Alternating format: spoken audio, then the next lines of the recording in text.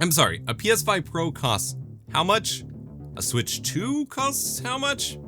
Games cost how much?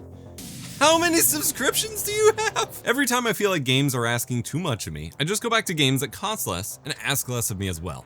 I recently picked up this PS4 Slim for 180 bucks. You can get both the Slim and the Pro for closer to 100 bucks if you want to go to eBay, Facebook Marketplace, or someone local. I just wanted to support my local game shop, brick and mortar place, so I got slightly more expensive. When I had the idea to do this, I just went ahead and called up my mom and pop game shop, made sure they had PS4 Slims in stock, walked up there, said, hey, I'd like one of these. They bagged it up. I got the console, HDMI cable, power cable, and a controller.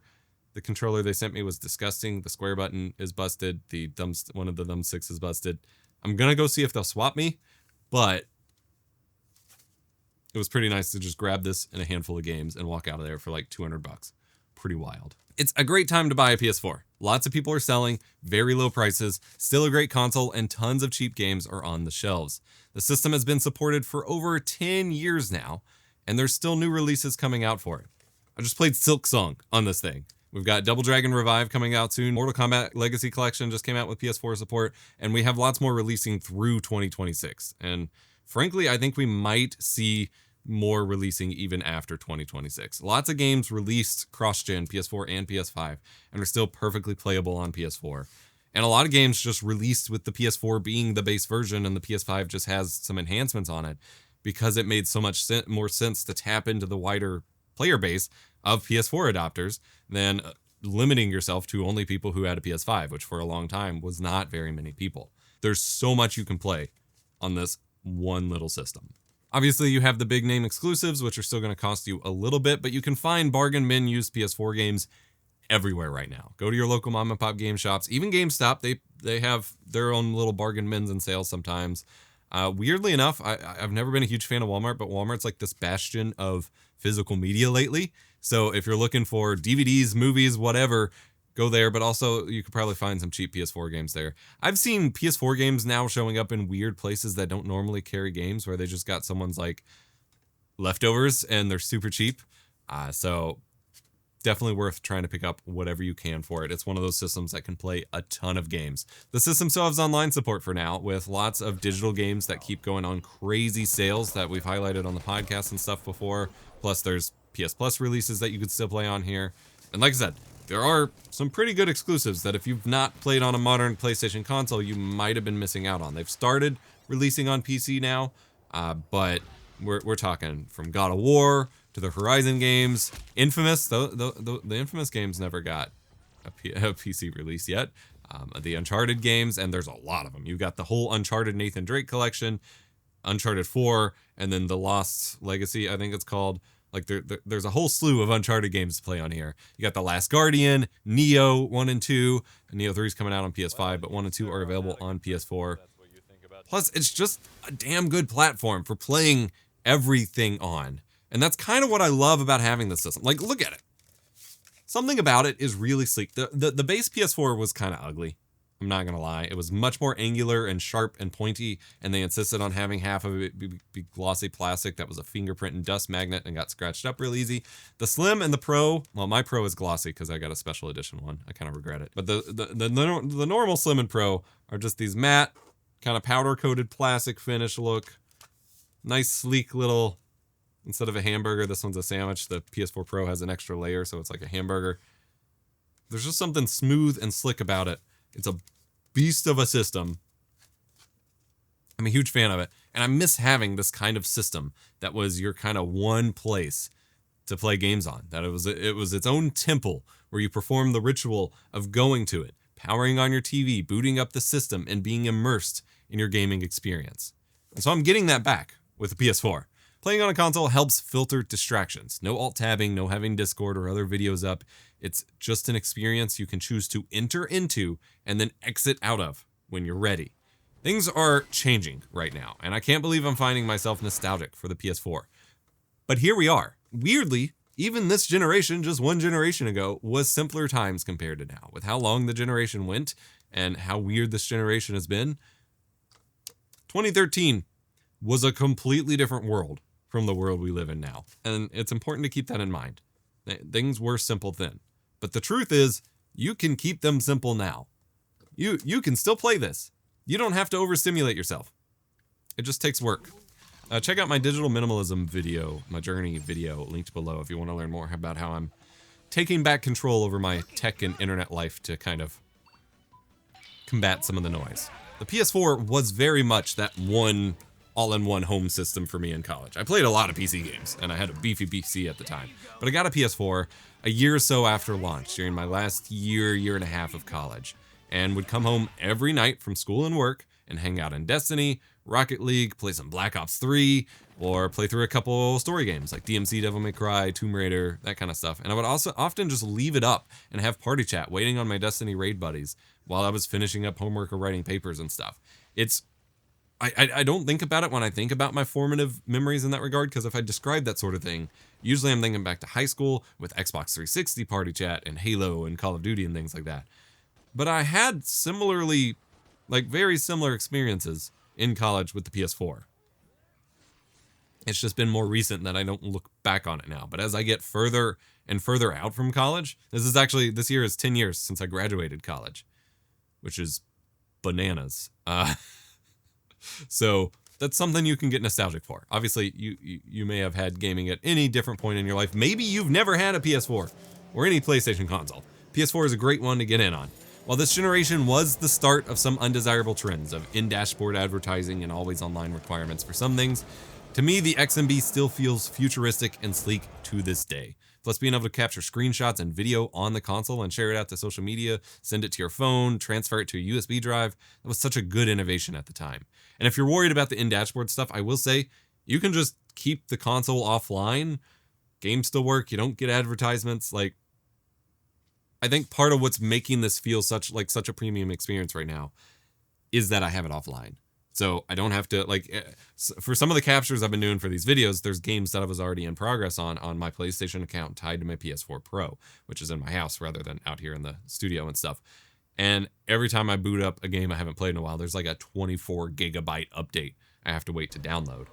Whereas on here, I am literally popping the disc in. It takes like 30 seconds to copy from disk, and I'm good to go. There's only been one game that really needed a lengthy install. That was Just Cause 3. I'm shaking this around. I think the disc is still in there, so I need to be careful. So that one just had to copy a lot from disk, but otherwise, it's a good experience offline these days. And it's, speaking of downloading beefy updates, it is actually super easy to upgrade the storage. All PlayStation consoles since the 2 have had easily upgradable storage, and the base PS4, PS4 Slim, and PS4 Pro are no exception. On the Slim, you flip out this back cover here, remove a single screw with Phillips head on the back, pull out the hard drive tray with the tab on the side. You got 4 screws to unscrew on the sides of that and put in a bigger drive. You could go big, like a big 4+ terabyte. You have to get the 2.5-inch slim hard drives, or you could go SSD. I put a 2 terabyte SSD in this bad boy. Now, the SSD does not make a huge difference in load times on the Slim. It would on the Pro. On the PS4 Pro, it can help with transfer times, load times, performance, it can make a big difference. On the Slim, you're a bit more hardware limited. It can help with transfer times off of the disk and downloads a little bit, but that's about it on the Slim. On the base PS4, they actually have attachments. I'll see if I can get video of it because I had it on mine that is now with my parents. My dad has it. I gave it to him to play on. I actually had a big old bump that I attached to the top and put in a desktop 8 terabyte hard drive. It was crazy. While preparing for the SSD upgrade on this system, I also I went ahead and booted it up first to make sure it worked, but then wanted to check on what was on it. Of course, it had been wiped. There was no games on it, but I discovered it had an old firmware. All right, so this is a fully blank console. No exciting secrets installed. They clearly wiped it. The controller they sent me is disgusting. So now we just need to see what firmware version we're on. Oh. 10.01. All right, this is an older firmware. It can be modded. We're gonna have some fun with this. Oh boy. All right, so we're not gonna do any updating just yet. Huh. Before doing anything to a system you buy, whether it's installing games, connecting it to the internet, or anything, check out the firmware version in your system information settings. Anything 12.02 or lower can be jailbreaking super easily. If you plan on playing online, don't do this because it can't be online, but otherwise, follow Mr. Mario 2011's tutorial, but it just took burning a quick Blu-ray disc, which you'll need a Blu-ray burner and a Blu-ray. So that is a limiting factor here, but I have videos on other things you can do with those that would make it worth having them, linked in the description. Then you burn a basic Blu-ray disc that's going to pretend to be a movie. Then you put a basic payload bin file on a flash drive, run the Blu-ray, and within 5 minutes, I had a jailbroken PS5 running homebrew and game backups. It's insanely easy. And then I can start dumping games. I've had people comment on my PS3 and PS2 ripping videos about ripping PS4 games. You can't do it on a PC. You need a jailbroken console at the moment. So really good value there. Modding adds a lot more long-term value to the console, adding emulators, media players, frame rate monitoring, temperature monitoring, and more games to play. There's homebrew games, ports of games, plus obviously playing backups that you make legitimately. Even without modding though, you can still get Blu-ray or DVD playback support on this thing, which is a huge value if you don't have a player. That's a great way to start investing in physical media, as this can be your player. No CDs though, as it doesn't actually have the CD laser in it, which is kind of silly. But like I said, this could be your gateway to physical media and media ownership again, where you buy games that you can play offline, that you can own, that you can get cheaply and just play in the experience that you want, as well as movies, TV shows, and so on, that you can then play on here as well. You could probably there's probably a homebrew DVD and Blu-ray ripper as well, that you could just download the things to the drive if you put a beefy drive in there or something. Seems like this is a nice gateway here. But overall, like I said, I just forgot how nice the system can be. I forgot how nice a console that isn't asking more of me than I get out of it can be. It's very important to remember, you never have to have the latest and greatest anything. You don't need to spend $500 on a new console or $80 for games. For just a couple $100, you could easily have years worth of gaming fun ready to go. The only financial downside to the PS4 is the controllers. The DualShock 4 is still expensive. Like I said, the one that came with my PS4 Slim was busted and gross. So I am going to have to pick up another controller. I am going to go see if they'll let me exchange it, but that's probably unlikely. But systems and games can both be had cheaply. And if you're getting used controllers, you can probably have them cheaply. They're just, like I said, it's going to be hit or miss, whether they work and whether someone's greased them all up and whatever. But yeah. And then once you're set up with all this, you can maybe eventually grab a used PSVR kit and play those few neat PSVR games too, like the first Astrobot VR game and things like that, which would run on this system as well, which is pretty neat. You probably need a Slim or a Pro for that. I predicted this trend of PS4 taking off and being appreciated again. I predicted that it was coming on the DualCon podcast, and we've already started to see some videos pop up about the PS4 since then. This is the time to invest in a PS4 before it becomes the next 3DS and gets stupid expensive for no reason. I'd say you're safe to avoid the original release model, but both the Pro and the Slim are worth picking up. Let me know what your favorite PS4 games are in the comment section down below. I have another video coming on some of my favorite games, but I have way too many to ever just talk about in one video, so we can just keep it going if you want to see highlights. Like I said, the exclusives are nice, but the best part for me is all the cheap other games that you can get to just play on here. Yes, they're available on other systems, but having this one hub to play a lot of these good games, there are very few games that are multi-platform that are a bad experience on the PS4. The PS4 is often a really, really good place to play them. Again, only 1080p output if you're on the Slim model versus 4K on the Pro and all the upscaling, blah, blah, blah. But like, as I get older, I care less and less about that a lot. I think that's what this whole experience has reminded me of, is games can be fun when you shed all of the newness, all of the trend, the gimmick, the discourse. When you just put those walls up and just be in your own mind, have your own solitude, let your mind wander about the things you're having fun with. I don't care that this system's only outputting 1080p 60. I don't care that it's not the latest and greatest. There are a lot of fun games to play on here, and the more I just focus on that instead of what everyone else is saying and all the new stuff coming out, the more fun I have.